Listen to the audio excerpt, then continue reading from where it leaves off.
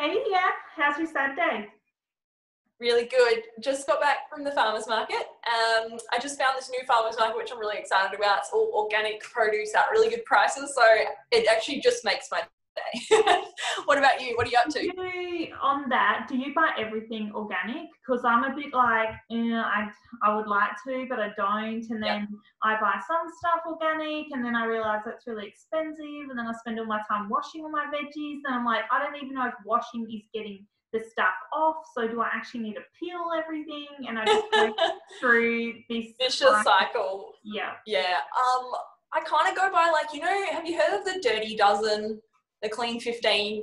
Those are my main ones. So I'm really like berries and that are way better organic. So I often buy frozen berries that are organic. I actually think they taste way better. I know there's the whole like berries absorb most of, the toxins and chemicals and everything. But I actually generally, even if I wasn't worried about that, the flavour of organic like berries just seems to be so superior that buying like the cheap berries is kind of like buying frozen coloured water in a sense. I don't know.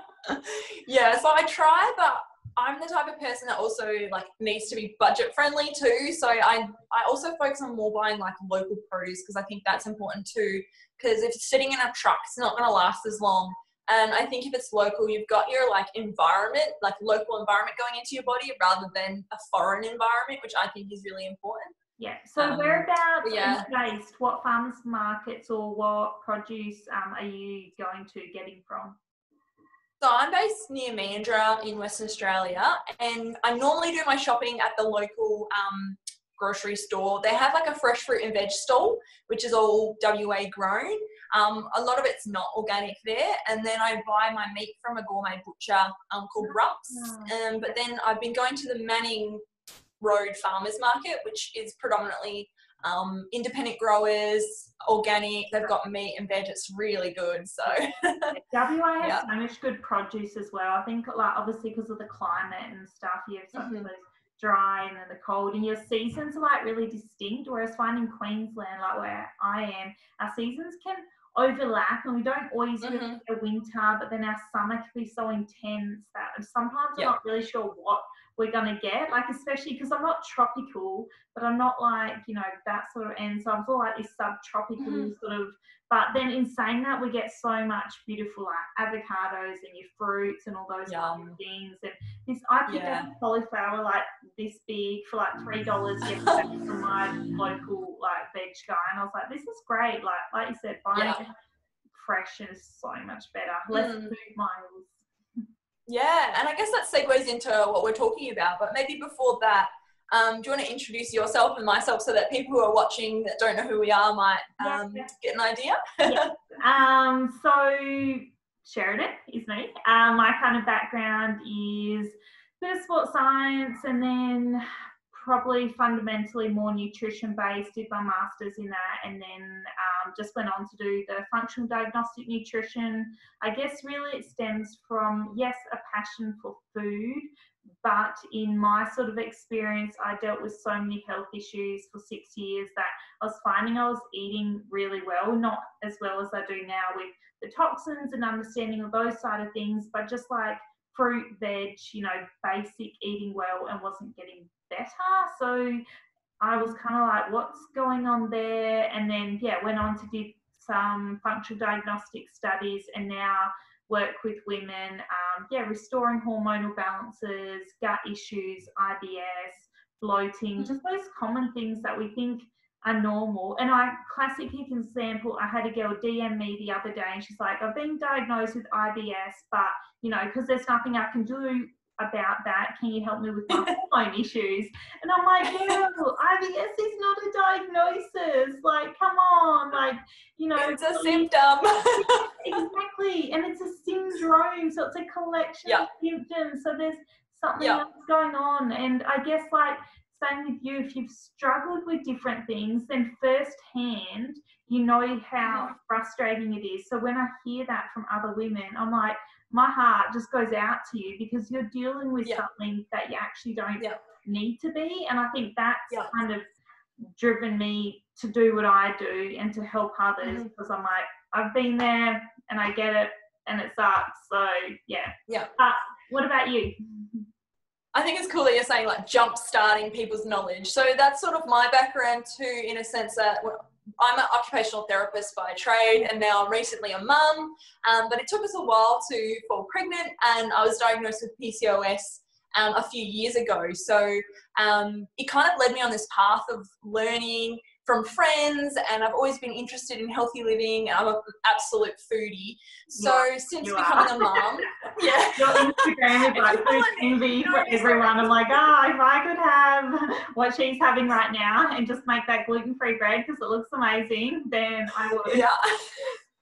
Yeah, so that's me. I'm Simply Wholesome Home. I've started a blog, a YouTube channel, and I'm here on the social media platforms as well, just sharing my love of food, creating things, DIYing at home, a bit of occupational therapy, and my real passion for living like a natural, healthy way, and bringing a little bit of my faith as well into it. So it's been so fun. Yeah, I love that you make it fun but practical, because it can be really hard to like aspire to if someone goes, oh yeah, well, but look at Danae, like she's just got it all sorted and this and that, and you're like, cool, you know what, I can break this down and make it realistic. Here's step ABC, how to make sauerkraut on a budget with only 15 minutes or whatever. Like your stuff is just, it's easy and people can engage and they can follow, like your bulk cooking challenge and stuff. You go, oh, cool, that's really motivates me to do that this week, because, you know,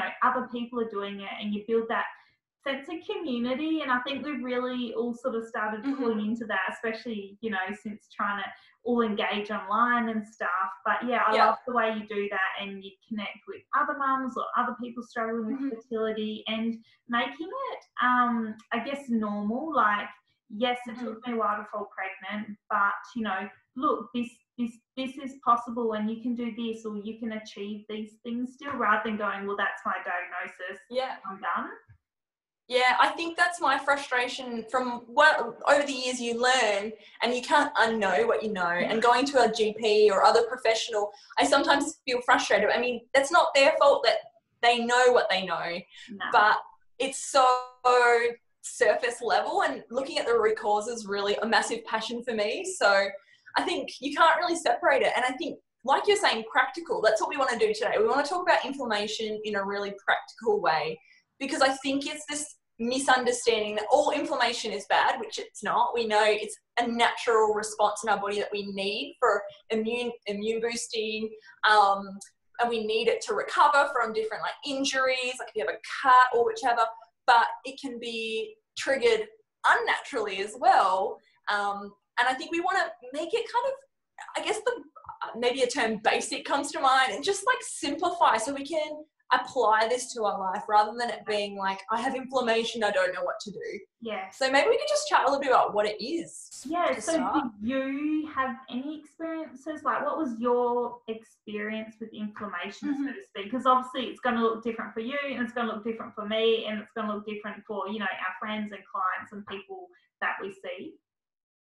So for me, PCOS is really linked with inflammation. So the more inflammation you have, your hormones are going to get out of whack, your insulin won't balance. So for me, I think inflammation and PCOS are really linked. Other things like persistent acne. I know that since reducing toxins, using natural detergents, things like that, my acne has significantly decreased. And then as far as my family goes, my husband experiences rosacea and targin, which is linked with inflammation.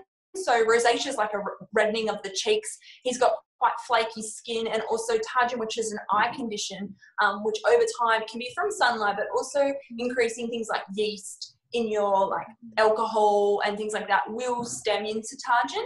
And then my son, he was recently diagnosed with atopic dermatitis, which is like the baby eczema. So yeah, bit of everything. What about you? Yeah, the dermatitis stuff, like I had that quite bad as a kid, just sort of like a little bit of skin stuff, but not too much on my skin, but definitely scalp and dandruff, but it was more than dandruff. Like I don't think I sort of looked into it, and I don't think it's full psoriasis, as in fact I've got an autoimmune condition. You know, it's possible, but it's more the dermatitis stuff, because it comes and goes. It flares up if I'm stressed or my hormones get out of whack. So for me, when inflammation's increased in my body, so personally, because I struggled with a lot of gut issues and the parasites, the bacteria, the candida, all those things which caused a lot of inflammation and damage in my large intestine, now my body is still quite sensitive to it. So if there's inflammation, I see it, like you said, in acne. Definitely when hormones go out of whack, body's like, let's just push all those toxins out your face. And then definitely the scalp stuff as well. So that's probably my two biggest forms of it.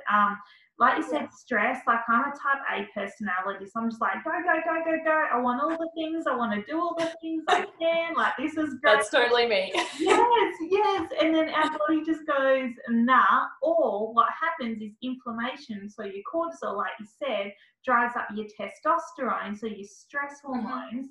And that's like classic of PCOS is, you know, you might lose your periods because you're stressed or whatnot and you've got low progesterone, but because it's driven up that testosterone, so you got two of the criteria, and then you're like, but it comes back down to cortisol, which is kind of coming from inflammation, and then I've got these things going on in my body, and then I'm not ovulating, so it's just like these turmoil, and I think we can both, resonate and go, it's all linked. I think, like, for me, our body gives us like traffic signals, so like a traffic light system, and that's how I think about it practically. Our skin is the biggest organ in our body, and it's telling us there's something wrong going internally. Same thing with, for women, your reproductive system. There's a book by Lisa Hendrickson Jack. I love her podcast, Fertility Friday, but she wrote, it's called, she's so good. We can link that below as well, any of the resources that we talk about. But her book's called The Fifth Vital Sign, and it is a vital sign. And I think for too long, we've been kind of bypassing like period issues, hormone imbalances, acne problems as just normal puberty or growing up, or things that women in general have to deal with. And we're talking about women here. But it's so much more than that.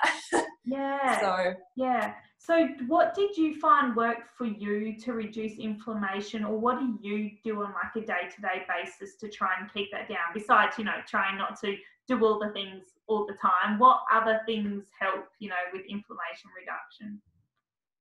So I'll name a few, but for me, I'm not like a really detailed person. I kind of do things in broad kind of terms. So one of the things is a predominantly whole foods diet. I love to eat from scratch. I think this is really important to reduce processed foods, because those contain a lot of chemicals that increase the toxicity levels in our body. And then I also go kind of by like an 80-20 rule. So like I might splurge out on the weekends. I'm not afraid of cake, but I also know that during the week, especially, I need to feed my family and feed myself whole foods. And the next thing would be like taking supplements. So I do take a variety of supplements, like a good probiotic. Omegas are really good for reducing inflammation. And I think some people would argue that you can get all of your nutrients from a good diet, but unfortunately a lot of the soils we have don't contain the nutrients that we need. So that's another part of it. Right now I'm on a gluten and dairy-free diet to help my son's inflammation decrease, and then I'm hoping to sort of introduce fermented foods, fermented versions of those foods. So like a really good homemade sourdough, some kefir, milk kefir, and I already eat a lot of like sauerkraut and fermented vegetables, because that helps me to have a good gut lining and helps with detoxifying. So those are kind of some of the ways, but another practical way is by reducing plastics. The more I research, the more I know that plastics, especially when you're heating them up in like the microwave or on the stove or wherever, you shouldn't heat plastics on the stove. I put this microwave, but hey, let me just stick on my cooktop. Actually, I've seen people do that before. This mum once forgot that her, it wasn't a gas, it was electronic like cooktop, and she forgot that it was on, and she put her blender on it, and the whole thing just started melting onto the top. Classic no go. Don't do that. Don't do that with like your Sandy or something, because No. So yeah, other things that contain plastics include like your non-stick pans, which is something I'm trying to sort of alternate into more cast iron cooking. But what are some things that you do to help? Well, yeah, Where to like start? lots of the stuff. Yeah, lots of the stuff that you said. I love the vitamin and mineral thing that you touched on, because I run like the hair trace mineral analysis in women, as well as like organic acids testing. So you're looking at B vitamins and things. And there's women who are eating, perfectly good diets and are so low in some of their vital minerals. And you're thinking, how is that happening? I eat such a good diet, but Classic is iron. yeah, and if you're not We're not absorbing it properly. if you've got a damaged gut microbiome, you're not absorbing those things properly. I also think we're not always taught, the importance of water and fat-soluble vitamins. Yes, I was just going to say fats. Yeah. Where do the fats come into it? That's a massive one. If you're not pairing your greens and your good veggies with a good fat, your body can't break it down. Exactly. That's why proteins are good too. Yeah, for sure. Or if you don't have the right enzymes, like in some of this stool testing, you can actually see how many enzymes you have and if there's fat in your stools and those kind of things. And I'm saying that women might even be eating their fats and they're not absorbing them either because of, like inflammation in the gut, or even if you're stressed and you're causing that inflammation, or you're eating on the fly, like I'm like eating while I'm like doing 101 things at once, or I don't know, like you might be doing something with Jack or doing stuff around the house and you're just getting in that sandwich. Or so many mums will just like grab a bit of toast in the morning, or women like rush before work and you're not absorbing your food and breaking it down properly then. So mindful eating is super important, trying to absorb those minerals, taking, like you said, good supplements, but also knowing what to take when, as far as vitamins and minerals, like we said, like the absorption stuff, but also like minerals and even some of your iron and stuff you don't want to just be taking if you haven't tested or you're not working with a good practitioner. Definitely, like you said, your omegas, I do a lot of that. Or smoothies, I put like L-glutamine and collagen into smoothies. Yeah, collagen's huge. And that's why bone broth's so good, because bone broth contains your collagens, it contains your gelatins, but it also contains active enzymes. So a lot of our cooked foods, the enzymes is taken out of it, but with the bone broth, the beauty of it is the enzymes are added back in. So that's why the raw food diet is so popular too, because the enzymes are still there, but by having bone broth, which you can throw into your stock, on top of your veggies, you can drink it, that contains active enzymes too. And aside from that, if it wasn't so nutritious as well, I actually find it really calming. Like to have a warm thing of like bone broth, or even if it was just soup, say, but that warm, like, it's quite grounding, like if that makes sense. Yeah, like, definitely. Hearty meal or stew or curry or something, that warmth, or the coconuts, like the fats in those kinds of things, actually really, they're nourishing for your body, but they're grounding, they help you just sort of center. I noticed a lot of like anxiety women, especially actually Sarah Wilson from I Quit Sugar talks a lot about this, but those fats for that grounding, that nourishing, dealing with your anxiety, your depression, those kind of things, as well as balancing your hormones, reducing that cortisol, that inflammation. So on that side of things, it's great as well. But that restorative and that healing, because you might have had inflammation, or you have inflammation, and you've done work on maybe the AIP diet, so the anti-inflammatory sort of stuff, so like you talked about the gluten and the dairy, and that's really great to avoid those things for a period of time if they're causing inflammation. But then you want to heal as well, right? So you might remove the baddies, the parasites, the bacteria, the toxins, the plastics. You might have removed all that stuff, but then it's like, well, I've got to rehab my gut and feed it, like you said, the collagen and the fats and things to actually build it, and then start to reintroduce all your great fibers again, because we know like there's more and more research, kind of that fiber fueled approach. So just feeding the gut as many different, fruits and veggies. And that comes back to what we said at the start, farmers markets. Go and pick a different veggie each week. Pick a different fruit. Pick a different herb. Yes. Just variety is so important. Like and you can have fun with that too, right? Like, I think challenge yourself with choosing different fruits and veggies, and don't feel like this. I only cook with potatoes, pumpkin, and broccoli. But there's so much out there. And then if you're buying seasonally, it's going to be better quality produce as well. But I think, like, we've mentioned quite a few things, like, you know, you've got your bone broths, your collagen. Another thing that comes to mind is your turmeric, your gingers, your onion, which are anti-inflammatory as well. You can make your soups. It doesn't have to be complicated. And I think if you overthink it, that's when we don't do anything at all. I was listening to a podcast this morning all about nutrient density and being aware of the nutrient density in foods and how to extract that nutrient density out of your food. So incorporating things like your livers and those things you get a bit wary of, but then once you have them, you know how beneficial they can be. 100%. Same thing with your kefirs and your good quality yogurts and things like that. I think are really helpful. Like you said, once you start, and we will, because for you guys listening, we've probably rattled off like 1,000 different things, and you're like, whoa, okay, you two just calm, calm. Like, we will link in, you know, we'll make a document or something for you guys, and we'll link it in so you can be like, oh, cool, that's right, that's what they talked about.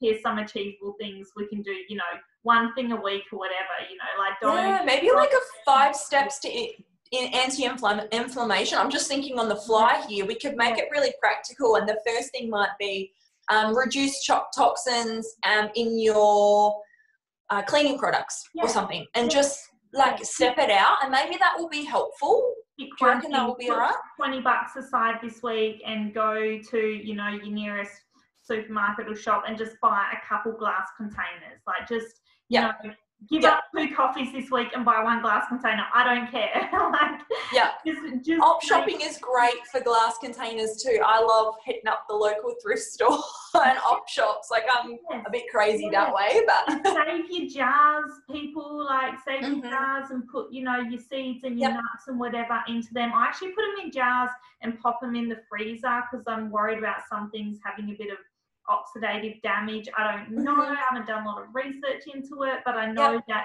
nuts and seeds can go a bit funky over time. So you can activate them, but that's a whole nother process, right? Like, that just adds to it. Podcast.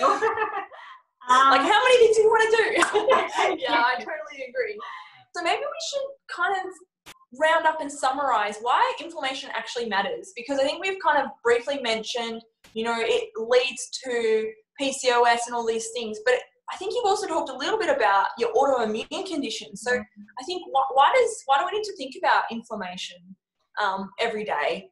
It totally, like, I guess we go, well, we want to reduce it. Why? Okay, well, you know, inflammation will be causing oxidative stress and we're causing this long-term damage. But if we are regularly exposed to, say, let's just take one thing, toxins, you know, we could pick cortisol, we could pick anything, but say you're regularly exposed to toxins, which might disrupt estrogen, well, then you've got this constant sort of stress on the body and it's got to mount a response to it, but your body just can't keep fighting these things all the time. So then, you know, your immune, either one of 2 things happen that I see sometimes. It's called SIG-IgA if you do a GI map, but it goes really low. So it just means that your body sort of gives up and it stops fighting things. Like, you might have really low, like I had really low white blood cell count for years, neutropenic, just because I had so much inflammation and gut stuff. My body just couldn't handle it. My immune response just sort of gave up. So it kind of goes to one end, and then you seem to get sick all the time. You can't fight pathogens. You can't fight parasites. You can't restore that balance. Or on other people who might have really damaged gut lining as well from this constant, let's say, toxin exposure, damaged gut lining, then your food particles and everything gets into your bloodstream, and then your immune is just constantly firing all the time. Yeah. So you end up developing that autoimmune response where your body just, it starts attacking things that don't need to be attacked, you know, and you know, maybe it's your thyroid, or maybe it's your this, or maybe it's your joints, maybe it's your arthritis, whatever it is. You've got your arthritis, you've got your diabetes, you've got your hormonal imbalances, you've got your mental health challenges. It pretty much, for me, inflammation is the basis for so many of these conditions. And I think if we look at inflammation, we can generally get rid of or support to heal from so many other things, but this is a really nice starting point. And maybe we could talk a little bit about a couple of our favorite resources to help people to go elsewhere. I know for me, one of my favorites is the Western Price Foundation. They have 7 steps, I believe it's 7, for a good diet, and they talk about healthy fats, they talk about eating fermented foods, they talk about reducing toxins. So they kind of step it out in a nice, like, free email, like you get an email a week or every couple of days, and it just breaks it down. They also have a really good podcast on that as well. Awesome. And then my other one would be Fertility Friday for sure. What are some of your favorite resources? If it's inflammation based, like if you have, say you have an autoimmune condition, and if you don't stress, it's not over, it doesn't mean that doing all these things is useless. That's still definitely going to help, and you can live with an autoimmune condition but not have the day-to-day symptoms. Kind of like PCOS. You can be prone to PCOS, but it doesn't mean that you have to have Hashimoto's, acne, or you develop another they can be autoimmune. in hibernation. Exactly. Dr. Amy Myers, I'll link her in. Her stuff is incredible. Awesome research, awesome podcast. She's got heaps of free resources on autoimmune stuff. And Kreshna, his leaky gut lining immune stuff. His resources are wonderful, but also period inflammation stuff, the period repair manual. Follow Lara Bryden on Instagram. And lastly, if it's gut stuff, like if you've done the AIP stuff with Amy Myers or Chris Kressner, and you've sort of got on top of your autoimmune thing, Dr. Will Birchless, I'm going to say it wrong, his book Fiber Fueled is just cool. He is incredible, and I just, please buy the book, people, read it. It's like the period repair manual by Lara Bryden. Every female I see as a client, I'm like, please just go buy that book first, or it's like a little hand manual that you can just read and go from there. I think definitely, and that's really practical for people. So that's it. That's awesome. And we'll, like we said, we're going to put together a bit of a tip sheet and maybe a bit of a starting point for you. Maybe we could just summarize, if there was one thing that we could start with. I know you just mentioned the book. If there's one thing that you think is a really good starting point for someone working on inflammation, what would it be for you? It'd probably be with diet. Short term, remove gluten and dairy and see how you feel. Okay, it's not forever. Do it for 4 to 6 weeks. Remove inflammation from those sources and add in, some good fats and a few more fruits and veggies. Just start with the basics with that. For me, would be diet, and see how you feel, because it might not be a whole autoimmune issue. It might just really be a short-term healing thing. So you just need to detoxify. Start with the basics, and if it's not getting better after doing those 2 things, removing some inflammatories and adding in some good foods, then you've got to dig a bit deeper. And then you can talk to yourself or another trustworthy health professional to get support. For me, one of the things, I think food for me is the ultimate, because what we put in our bodies is what's going to result or come out, the whole Nutrigrain ad, what you put in is what you get out. But I guess the other practical thing is, I could say so many, detoxifying your home, but the first thing would be cleaning products. Oh my God, I know. I've got way too many. I think cleaning products, because we put them on all our surfaces. It's where our kids crawl on the floor.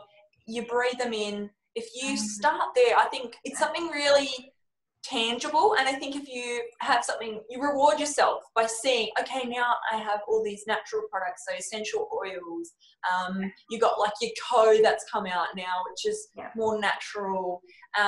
You're going to save yourself money too, because a lot of these you pay for essential oils initially, and then you can create all of these home cleaning products, but that's a really tangible start. So give yourself a big head start in that way, so you're not feeling overwhelmed. But so this was really fun. We shouldn't keep rambling on. I know. If you got to the end, you are amazing, and you know. So where can we find you? So on my Instagram is probably where I'm the most active. So Sheridan_functional nutrition. It will be in the notes, or you'll be able to see this hopefully on my Instagram. Just DM me through there if you've got any questions, or jump in my bio and check out my website and send me some messages through there. What about you? So you can find me at simplywholesomehome.com, or on Instagram at simplywholesomehome, or Facebook at simplywholesomehome. Feel free to email or DM me. I'm really happy to have a chat, and I'll be sharing inspirational ways of practically bringing this stuff into your life over the next few weeks. So stay tuned. Awesome. Well, good to chat, and you enjoy the rest of your day, and hopefully we'll be collabing soon on another video. Yes, I can't wait. All right, see ya.